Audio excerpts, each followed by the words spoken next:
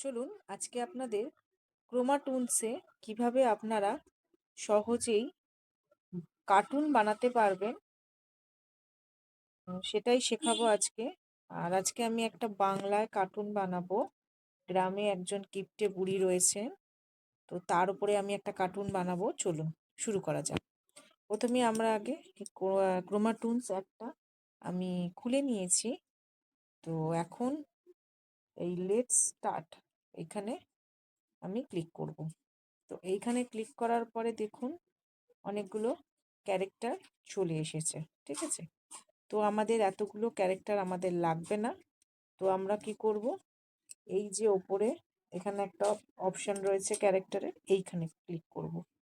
এখানে ক্লিক করার পরে কি করব, আমরা আমাদের 4টে ক্যারেক্টার লাগবে। তার জন্য মধ্যে একটা হবে বয়স্ক মানুষ, বয়স্ক লেডি, আর 3টে হবে ছোট ছেলে। তো গল্পটা অনুসারে আমাদের সেই রকম একটা ক্যারেক্টার লাগবে। তো ফার্স্টেই আমরা এখান থেকে শাশুমা এই ক্যারেক্টারটা আমরা নিয়ে নেব।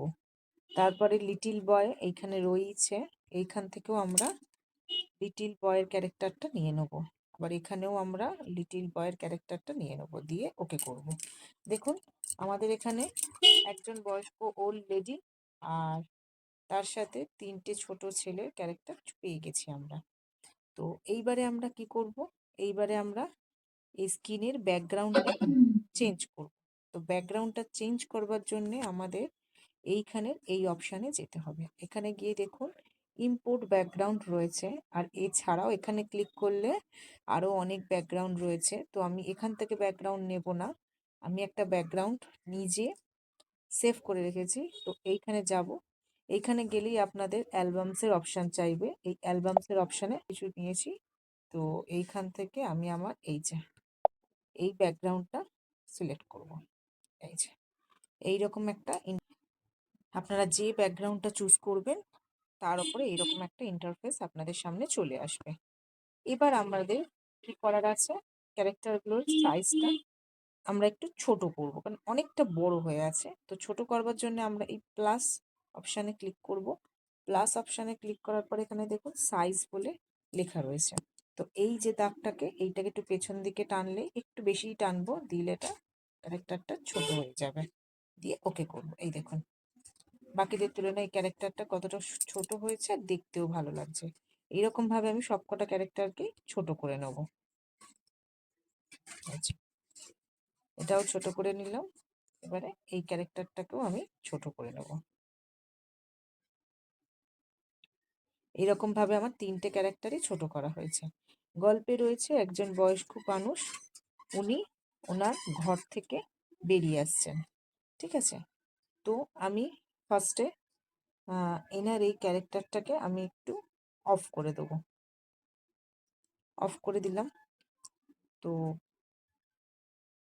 এখানে দেখাচ্ছে যে এই ছোট ছেলেরা তার ঠাকুমাকে ডাকছে।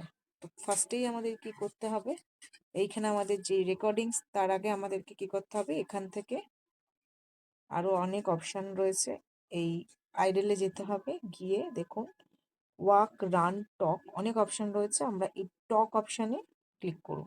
করার পরে দেখুন একটা ছেলে কথা বলতে শুরু করেছে। এবার এটাকে আমরা রেকর্ড করব। চলুন রেকর্ড করা যাক। এই রেকর্ডে হাত দেবো, দিয়ে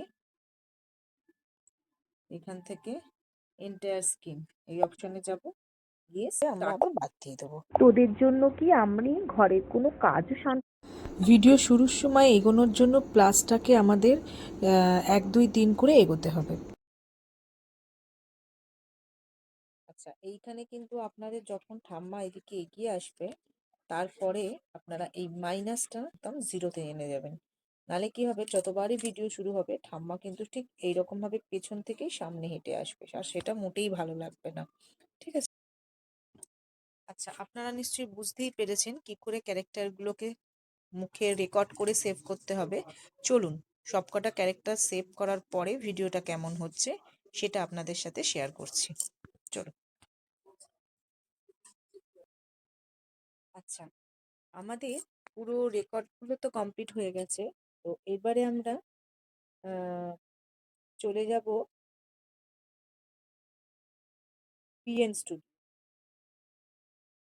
এখানে আমি নেই বিএন স্টুডিওটা, আমি চলে যাব এখান থেকে বেরিয়ে বিএন স্টুডিও। বিএন স্টুডিওতে আমরা এখন চলে এসেছি। এখান থেকে আমরা নিউ প্রজেক্টে সিলেক্ট করব।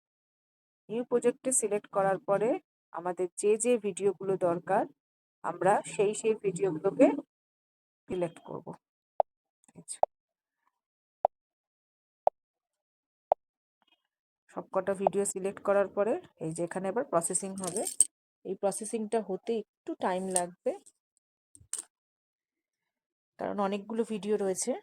আমি কোনো প্রফেশনাল এডিটর নই, তাই যদি কোনো ভুল ত্রুটি হয় আমাকে ক্ষমা করবেন। আমি আমার সাধ্যমতো চেষ্টা করছি, আমি যতটুকু শিখেছি আমি সেইটুকুনি আপনাদের সাথে শেয়ার করতে।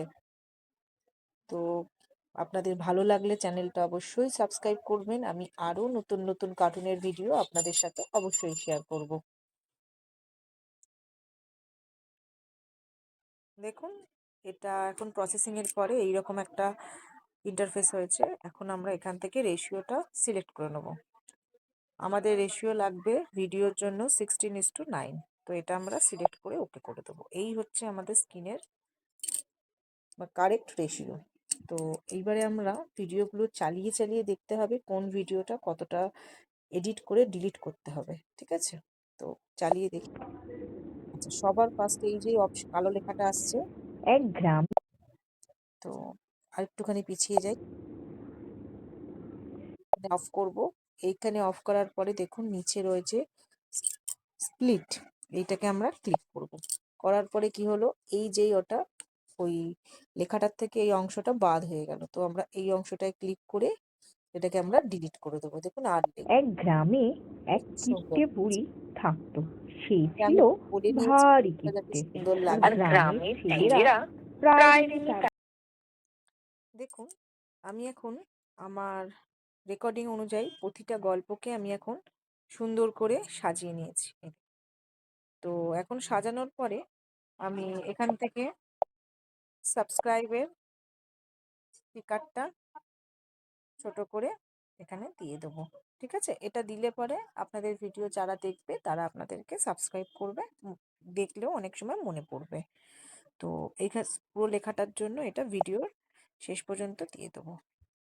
ঠিক আছে, এটা কমপ্লিট হয়ে গেল। আমি আর কোনো মিউজিক দেব না, কারণ কি অনেক সময় মিউজিক দিয়ে আমার সাথেই হয়েছে। তো মিউজিক দেওয়ার ফলে কপিরাইট পড়ে যায়। আপনি নিজে ভিডিও বানালেও সেটা অনেক সময় কপিরাইট পড়ে যাচ্ছে। তো আমি এখানে কোনো মিউজিক দেব না। আপনারা চাইলে এই যে আপনাদের মিউজিক অপশন দেখিয়ে দিচ্ছি, আপনারা এখান থেকে মিউজিক দিতে পারেন। তো হ্যাঁ, এই ব্লগের মিউজিকগুলো দেয়া যেতেই পারে।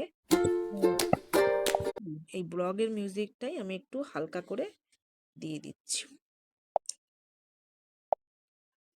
এইটা দিলেও এক গ্রামে এটা একদম লাস্ট পর্যন্ত রয়েছে। ঠিক আছে, চলুন এবার আমাকে এখানে অপশানে যেতে হবে, গিয়ে এটা সেভ করতে হবে। এই যে ভিডিওটা এখন সেভ হচ্ছে। আমার পুরো ভিডিওটা আপনারা দেখবেন, ভালো লাগলে চ্যানেলটা অবশ্যই সাবস্ক্রাইব করবেন। আমি আগেও বলেছি, এখনো বলছি, আমি প্রফেশনাল কার্টুন মেকার নই, প্রফেশনাল এডিটর নই। যেটুকু আমি জানি সেটুকুই আপনাদের সাথে শেয়ার করলাম।